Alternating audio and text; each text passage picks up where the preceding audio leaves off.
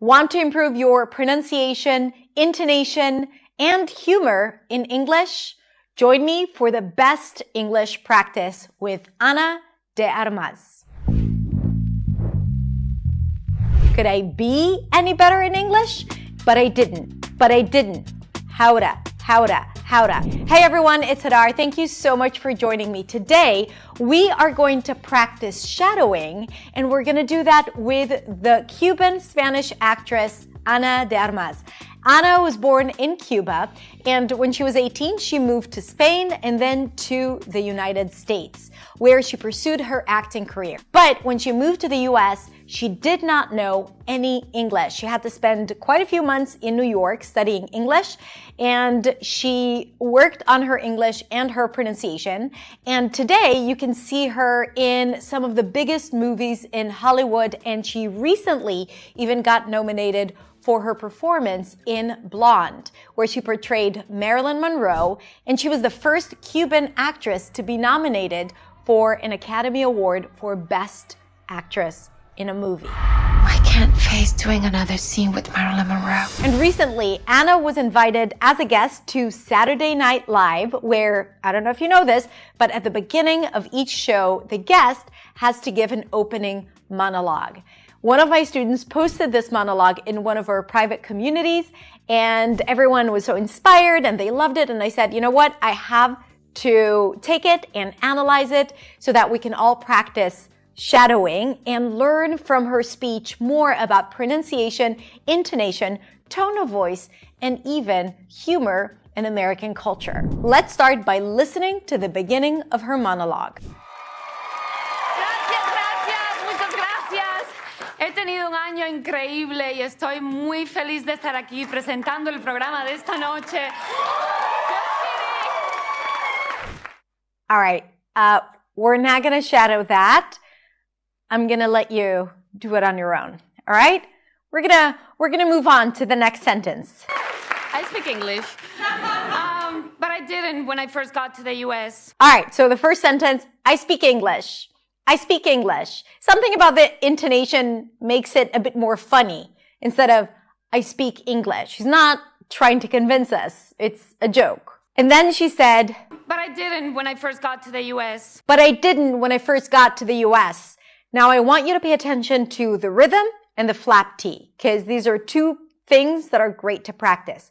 But I didn't. Notice how she flaps the T. When the T is between two vowels, you flap it. So it sounds like a ra sound. But I didn't. And then she says, when I first got to the US. When I first got to the US. Now notice the words that she chooses to stress. Got, US. This is how I would stress it as well. When I first got to the US. When I first got to the US. This is very much the rhythm of American English. When I first got to the US. Quick, and then she slows down on the words that she stresses. I was born in Cuba, came to America when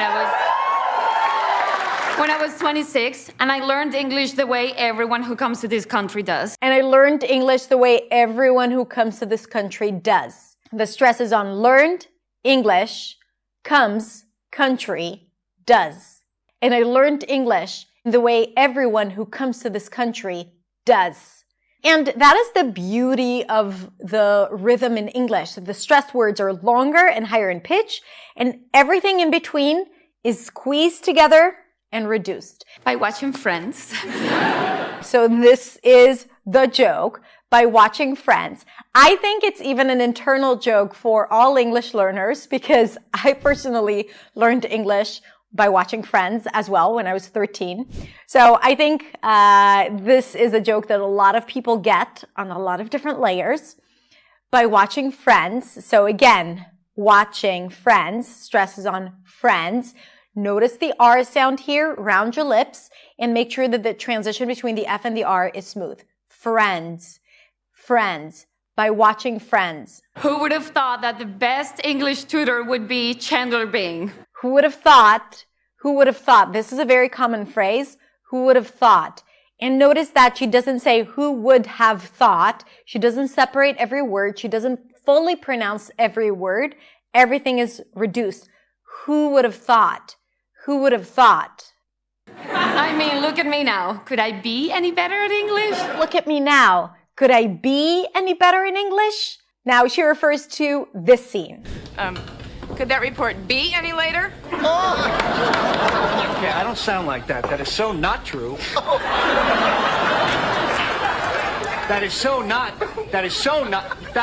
Oh, shut up! This is where Chandler's friends are making fun of his intonation. Could I be any better in English? And it's so great because really what she does is illustrate the work that she has done by using intonation to make people laugh. Acting here was difficult at first Acting here was difficult at first because I didn't always understand what I was saying. because I didn't always understand what I was saying. Didn't always understand saying. Now notice again the rhythm because I didn't always understand what I was saying. Notice how she reduces the what I was. She doesn't say because I didn't always understand what I was saying. Because I didn't always understand what I was saying. So the phrasing and the difference between the stress and unstressed is what allows her to use that rhythm of English and the intonation. Then I met this guy who had a class called How to Audition. Then I met this guy that had a class called How to Audition.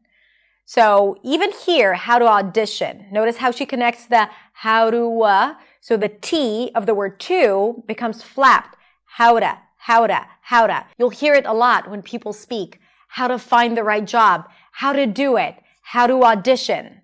And she connects everything together. You can hear the beautiful connected speech and then also the open ah sound. How to audition. Notice that even though in the word audition you have A and U, it's not audition, but it's only one sound ah. How to audition. And you want to connect it to the word to before. How to audition, just like she does. Which was definitely a scam. Now here, I want to talk about her intonation, or even more particular, her tone of voice. She drops down in her voice, which was definitely a scam. And that usually happens when people are sarcastic or ironic. They are making a joke. This is very common for American culture, and you recognize it by someone just going really, really low and saying it with this tone, which is what she does. Definitely a scam. Definitely a scam. Definitely a scam. Definitely a scam. He had me read a scene. He had me read a scene, so she stresses had and seen. Now, a lot of you, if you've had some experience doing this kind of work, you might be thinking, wait, but had is a function word.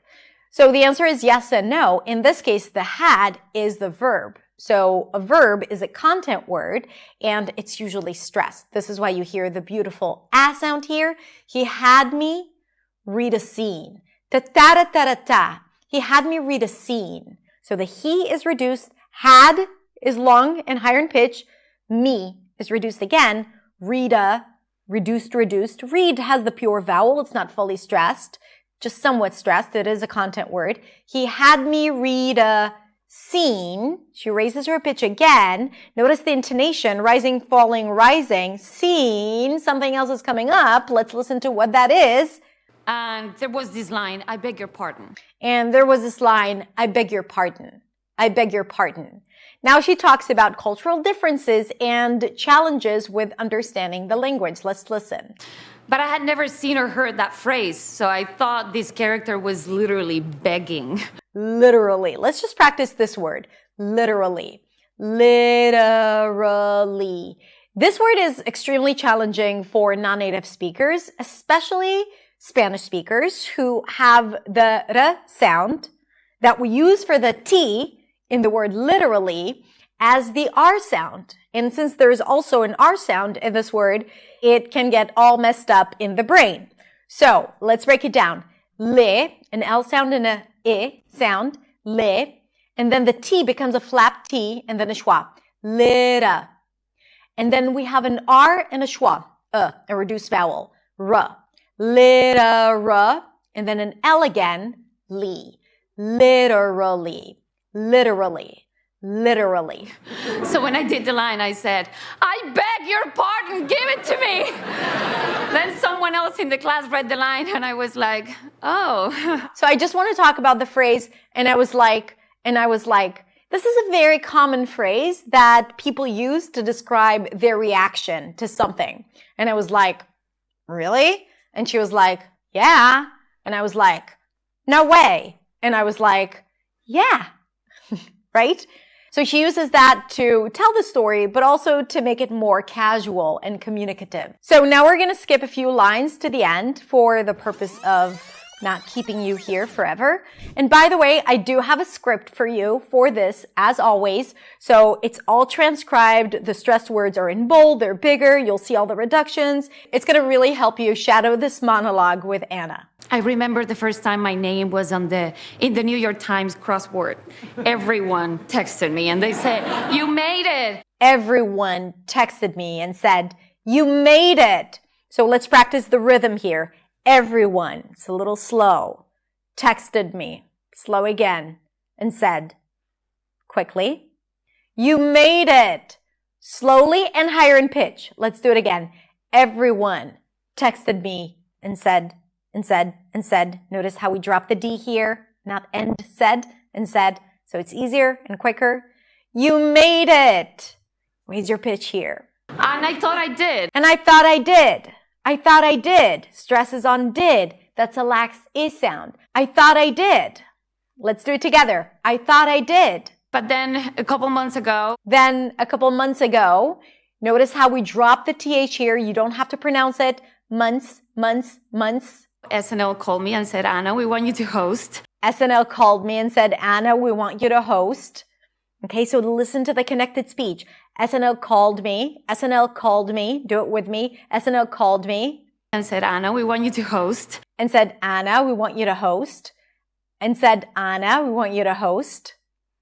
And I was so shocked and excited that all I could say was,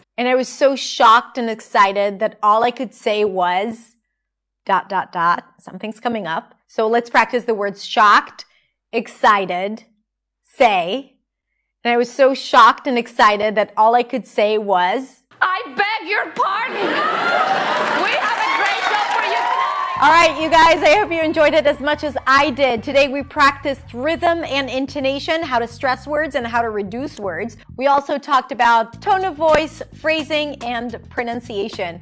Click on the link below for the full transcript and intonation notes to help you practice and shadow this monologue by Ana de Armas. Thank you so much for being here. Have a beautiful, beautiful rest of the day, and I'll see you next week in the next video. Bye.